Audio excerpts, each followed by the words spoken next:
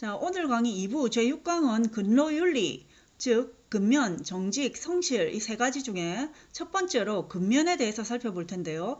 이 장의 포인트는 근면의 의미를 재조명하는 것과 그리고 외발적 근면과 내발적 근면의 차이점을 살펴보는 것, 그리고 또 근면의 유형에 따른 가연성, 불연성, 자연성 인간 유형을 유형별로 살펴보는 것으로 간단히 끝내고 바로 리뷰 퀴즈로 들어가도록 하겠습니다. 근면은 영어로 diligence라는 단어를 씁니다. 그래서 우리가 diligen트를 부지런한, 근면한 이렇게 해석하죠. 그런데 산업을 뜻하는 industry 또한 근면으로 번역이 됩니다.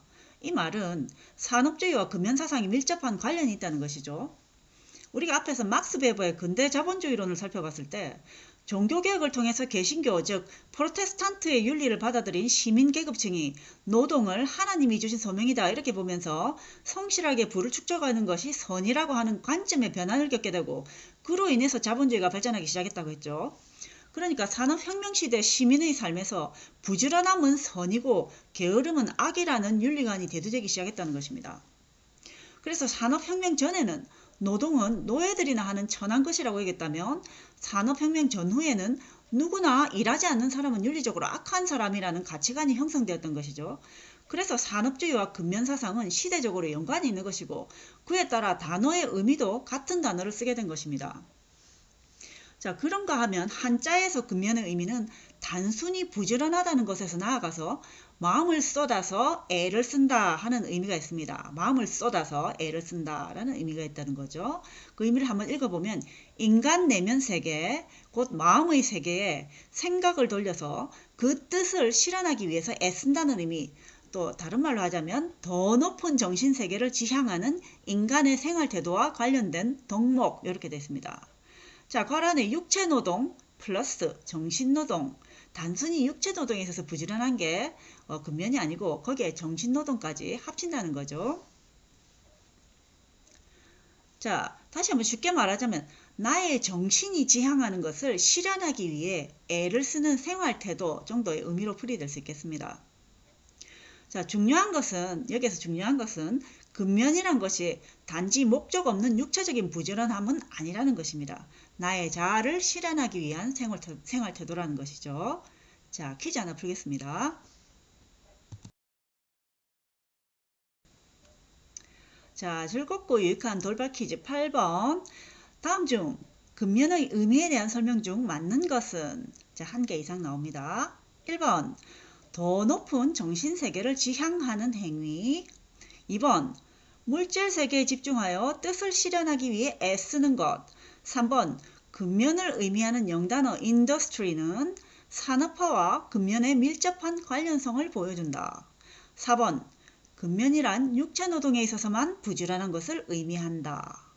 자, 이런 설명들 중에 맞는 것은 한 개 이상이란 말입니다. 적고 넘어가시겠습니다. 우리 주교재에는 근면에는 두 가지 종류가 있다고 말하고 있는데 바로 외발적 근면과 내발적 근면입니다. 슬라이드를 보면 두 가지가 비교가 되어 있죠. 먼저 말 그대로 외발적 근면은 외부로부터 강요당한 근면을 말합니다. 반대로 내발적 근면은 스스로 자진해서 하는 근면이죠. 동기에 있어서도 외발적 근면은 생계나 사회적 체면 유지 등의 동기에 의해 근면하게 되는 것을 말하고 내발적 근면은 내 마음속에서 그것이 좋아서 또는 하고 싶고 감사하고 이런 등의 동기에 의한 근면이라는 것입니다. 자, 외발적 근면은 직업생활에서 외부적 동기에 따른 근면이기에 내적 성숙이나 자아 실현과 같은 결과를 가져오기 힘들지만 내발적 근면은 내 자아가 추구하는 바를 실현하기 위한 근면이므로 그 결과가 자아 성취로 기결이 된다는 것입니다. 또한 같은 강도, 같은 시간적 노동일지라도 외발적 근면의 경우 그 일의 실제 성과가 내발적 근면의 성과보다 퀄리티나 양적인 면에서 떨어진다는 것입니다. 외발적 근면은 피동적인 노예의식으로부터 비롯되는 근면함이고 내발적 근면은 능동적이고 주인의식으로부터 비롯되는 것으로서 이런 근면함을 가진 사람들을 self-motivated, 즉 스스로 동기부여가 되는 사람들이라고 특별히 칭하기도 하죠.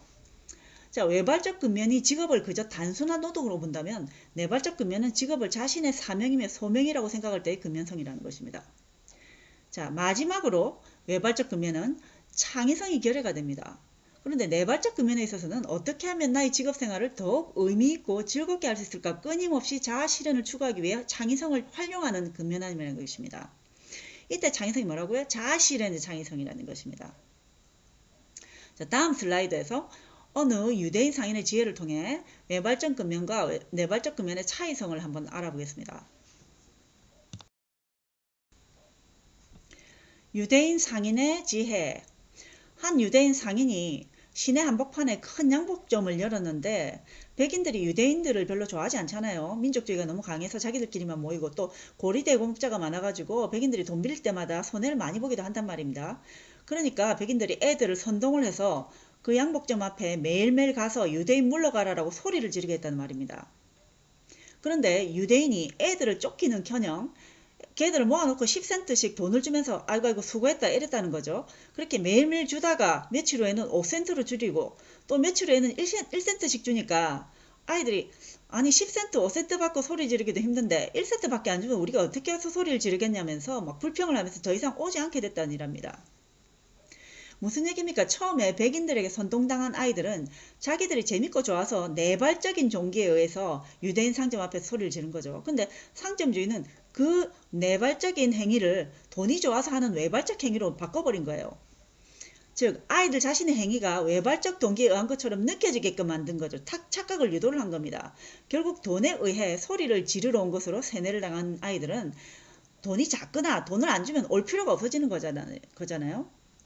외발적 근면과 내발적 근면의 차이점이 느껴지지 않습니까? 외발적 근면은 외발적 동기가 사라지면 근면함과 지속성 또한 사라지기 때문에 내적 성숙이나 자아 실현도 이룰 수 없는 기계적인 육체적인 근면일 뿐이고, 반대로 내발적 근면은 그 동기가 자아가 추구하는 정신적이고 내면적인 것이기 때문에 외부 상황의 어려움에도 불구하고 창의적으로 그 상황을 이기는 힘과 성과가 있다는 것입니다. 자, 돌발 퀴즈 풀겠습니다. 기사 회생을 위한 막간 퀴즈. 다음 가로에 외발적 근면이면 외발적, 내발적 근면이면 내발적이라고 적어 넣으시오. 1번 철수가 성실히 은행일을 하는 것은 오로지 생계 유지를 위한 것이다. 이것은 외발적 근면인가 내발적 근면인가? 2번 영희의 꿈은 사회복지사라는 현재 직업을 통해 지속적으로 사회에 기여하고 퇴직 후에는 사회복지 관련 강의를 하므로 교사로서의 꿈도 동시에 이루는 것이다.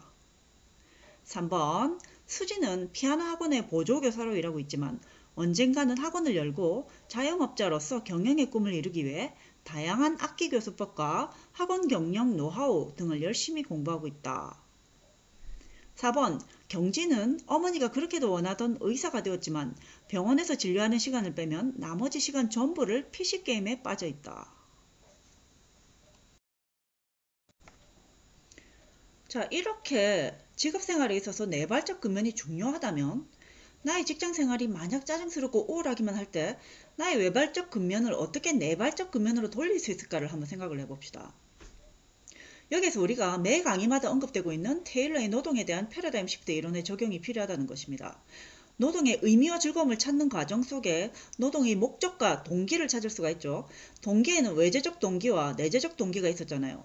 만약 내가 나의 직업생활에서 의미와 즐거움을 찾을 수 없다면 아마 나의 직장생활은 무의미한 성실함으로 인해 피곤하고 짜증스러울 것입니다. 그럴 때 나의 직업의 동기들을 나열해보고 만약 내면적 동기가 결여가 되어 있다면 창의적으로 그 동기들을 찾아내야 한다는 것이죠. 이러한 내면적 동기를 찾는 작업이 바로 우리의 외발적 근면을 내발적 근면으로 바꾸는 작업이라는 것입니다. 자, 한 청소부의 일화를 보면서 다시 한번 노동에 대한 관점의 전환을 연습을 해보기로 합시다. 한 청년이 등산을 가다가 등산로 계단을 열심히 쓸고 있는 노인을 보게 됐습니다. 1600여 개 가량의 계단을 아침 저녁으로 2번을 청소하는 노인에게 청년이 힘들지 않으시냐고 묻자 노인이 이렇게 대답합니다. 그래 아침에 올라가면서 한번 오후에 내려오면서 한번 쓸면 되고 쓸다 피곤하면 잠시 쉬면 되고 앉은 김에 멋진 풍경도 감상하고 하니까 너무 좋다네. 게다가 매일 맑은 계곡수를 마시고 유기농 채소도 재배해 먹고 신선한 공기도 마시고 꽃도 보고 새소리도 즐기고 하니까 더 이상 바랄 게 없지. 이렇게 대답을 했다는 것이죠.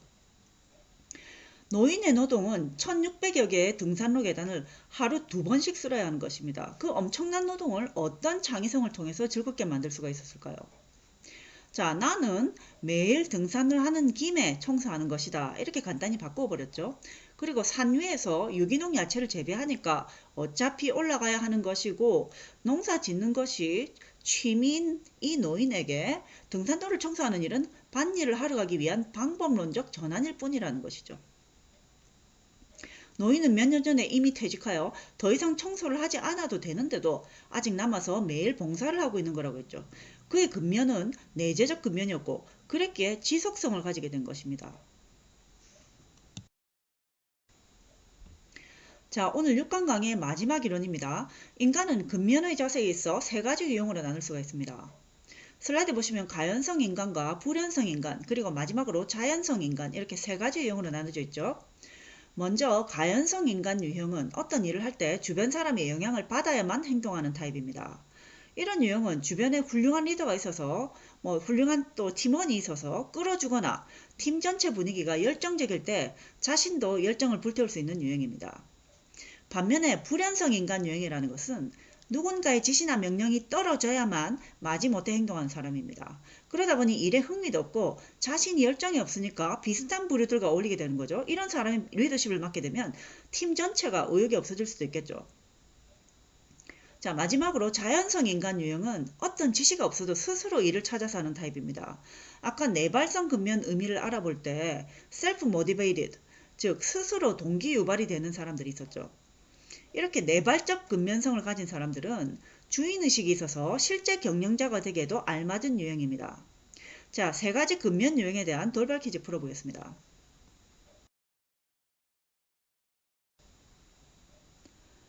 신나고 유익한 돌발 퀴즈 9번. 다음의 근면에 대한 직장인 유형을 묘사한 글을 읽고 괄호 안에 가연성 인간, 불연성 인간, 자연성 인간을 각각 적어 놓으시오. 1번. 영업부 김화영 씨는 고객이 들어서면 말을 하지 않아도 항상 다과를 준비하고 설거지까지 깨끗이 해놓는다. 차나 커피가 떨어지지 않게 매번 스스로 재주문을 하고 회의실을 아늑하게 꾸미는 것도 그녀가 즐겨하는 일이며 무엇보다 고객 관리에 있어 창의적인 아이디어들을 내어놓기에 별명이 아이디어 머신이다. 2번. 장미진 씨는 빨리 퇴근할 생각만 하는 사람 같다. 항상 짜증스러운 표정으로 시계만 보며 점심시간과 휴식시간에만 웃음을 보이는데 신기하게 그녀 주변에는 비슷한 부류들이 모인다. 3번. 양수은 씨는 이번에 부서가 바뀌어 리더십 좋기로 유명한 김 과장 밑으로 들어갔는데 전의 부서에 있을 때와 달리 모든 일에 열성을 보이며 일의 성과도 커지고 있다. 자, 적고 넘어갑니다.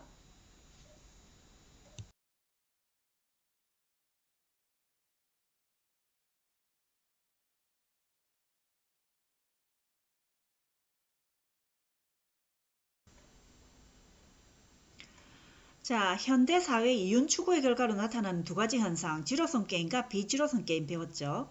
지로성 게임은 이윤을 나누기 전과 이윤을 나눈 후의 합이 전혀 변화가 없다는 뜻의 지로였습니다. 플러스도 아니고 마이너스도 아니었죠. 윤정이와 고은이가 CD 5장을 나눌 때 만약 윤정이가 3개를 가지면 고은이는 2개밖에 못 가져서 기분이 안 좋죠. 이런 게 지로성 게임이죠.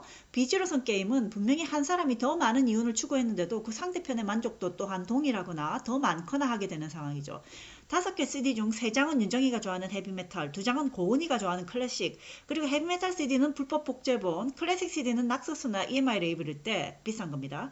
둘의 만족도는 원래 CD 5개의 만족도가 아니고 6개, 즉 둘이 똑같이 3개씩 나눌 때의 만족도가 될 수도 있다는 거고, 이러한 이윤 추구를 비지로성 게임이라고 하며 다른 말로 윈윈 게임이라고 했죠. 자, 그런데 한쪽이 이윤을 더 많이 얻었는데도 양측이 다 손실을 입는 경우가 있어요. 이것도 비지로성 게임의 한 예죠. 왜냐면 내가 상대방보다 더 많은 이윤을 얻었어요. 그래서 당장은 좋았는데 나처럼 다른 사람들도 똑같이 하다 보니까 공동체 전체가 손해를 보게 되고 공동체의 손해가 다시 나의 손해로 돌아오는 겁니다. 어떤 예가 있었죠? 내가 차가 밀리는 시간에 대중교통을 이용하는 게 귀찮아서 차를 몰고 나갔어요. 근데 다른 사람들도 나처럼 귀찮아서 다 차를 몰고 나온 거예요. 결국 교통이 정체돼서 나도 약속 시간에 늦고 차를 끌고 나온 다른 사람들도 마찬가지였죠. 또 어떤 예가 있었죠? 내가 마스크를 사재기를 하니까 다른 사람들도 사재기를 했던 거예요. 결국 의료진들이 마스크를 쓰지 못해서 집단 감염이 일어나고 의료의 붕괴가 촉진되고 그 상황에서 내가 감염이 돼서 병원에 실려갔는데 제대로 치료를 받을 수가 있겠습니까? 나의 이기적인 이윤 추구로 인해 또한 많은 개개인의 이윤 추구로 인해 그 부정적인 결과가 다시 내게 돌아오는 겁니다. 자, 우리 비지로성 게임의 일종인 이런 현상을 뭐라고 했죠? 죄수의 딜레마, 죄수의 딜레마라고 했죠. 아주 중요한 이름입니다. 상식으로 뉴스 같은 데서도 많이 나옵니다. 자, 문제 풀러갑니다.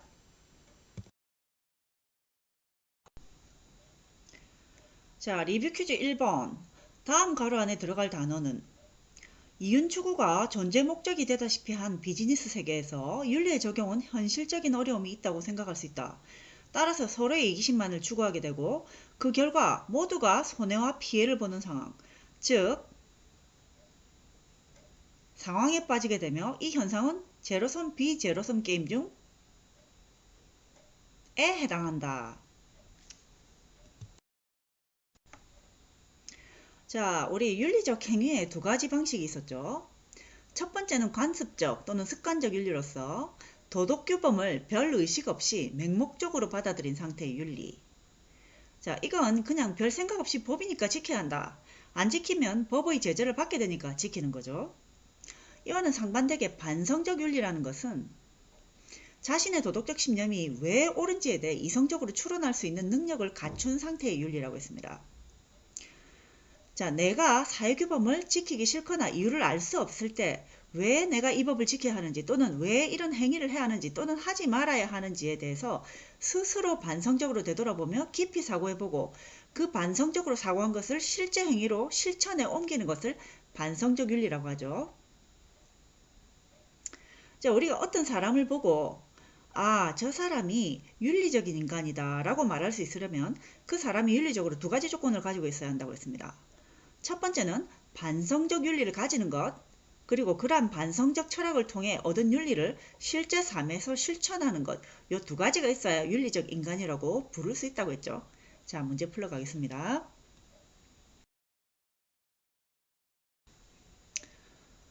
신나고 유익한 리뷰 퀴즈 2번.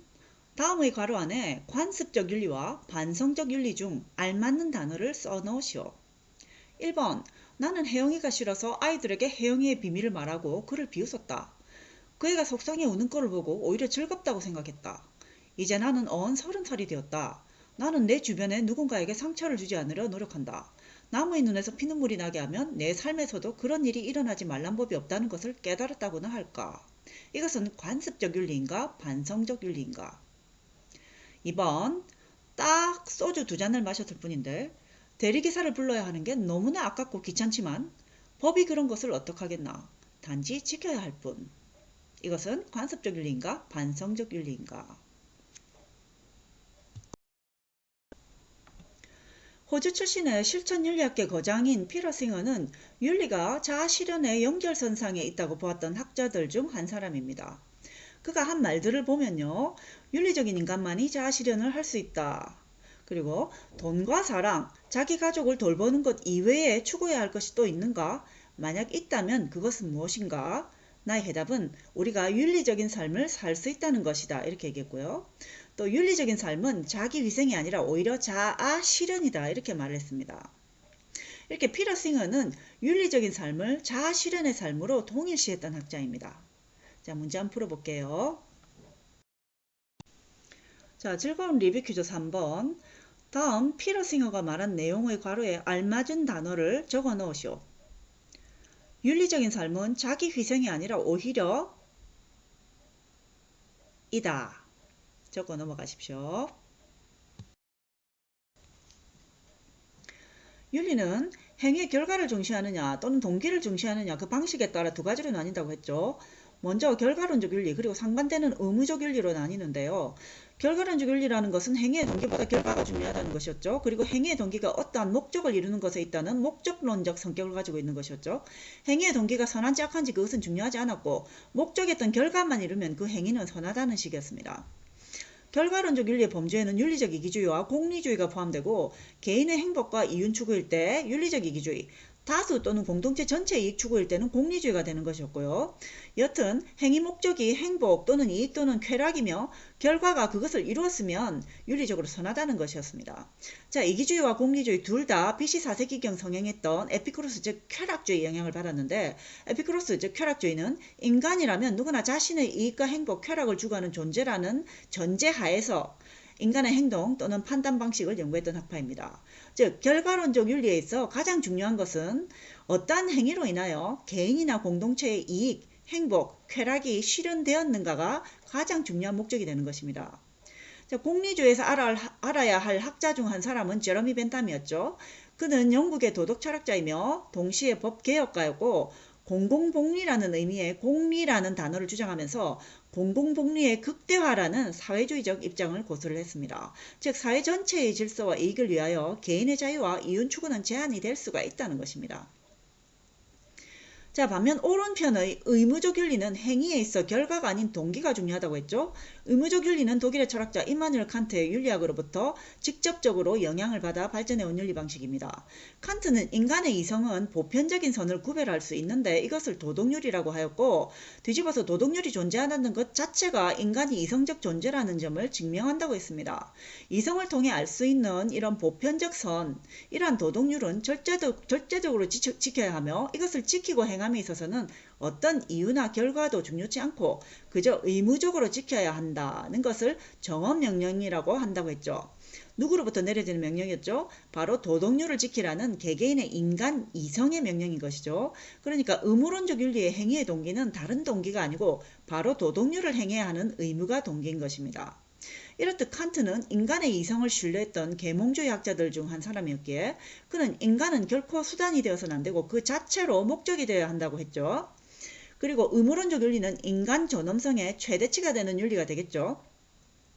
제일 밑에 보면 행위의 옳은 동기만이 중요할 뿐 결과는 중요치 않다라고 되어 있었죠. 칸트가 말하는 옳은 동기가 뭐냐고요? 우리가 보통 행위의 동기라고 하면 저 가난하고 불쌍한 사람을 도와야 내 마음이 편해질 것 같다. 뭐 그런 식의 의무론적 윤리에 있어서는 그것이 선한 동기가 아니라는 거죠. 의무 동기는 난 저 사람을 돕고 싶지 않고 돈도 풍족지 않지만 불쌍한 사람을 도와야 하는 도덕률을 지켜야 하는 의무가 있기 때문에 돕기 싫어도 도와야 한다. 그런 의무론적 윤리라고 했죠. 선한 행위의 동기가 바로 의무라는 것입니다. 자, 리뷰 퀴즈 마지막 3개 달아서 풀고 마치겠습니다.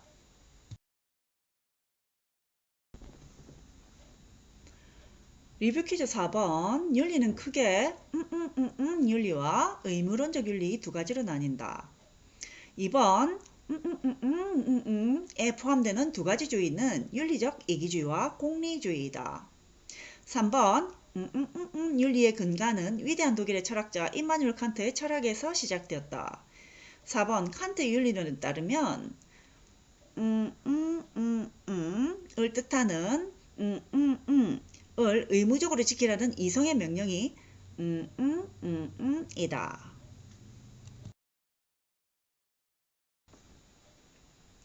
유익한 리뷰 퀴즈 5번. 다음 중 두 항목의 관련성이 잘못 연결된 것은 1개 이상입니다. 1번 벤담 에피쿠로스 학파. 2번 윤리적 이기주의 칸트. 3번 인간은 절대 수단이 될 수 없고 그 자체로 목적이 되어야 한다. 벤담. 4번 행위의 바른 동기도 중요하나 결과는 더 중요하다. 칸트.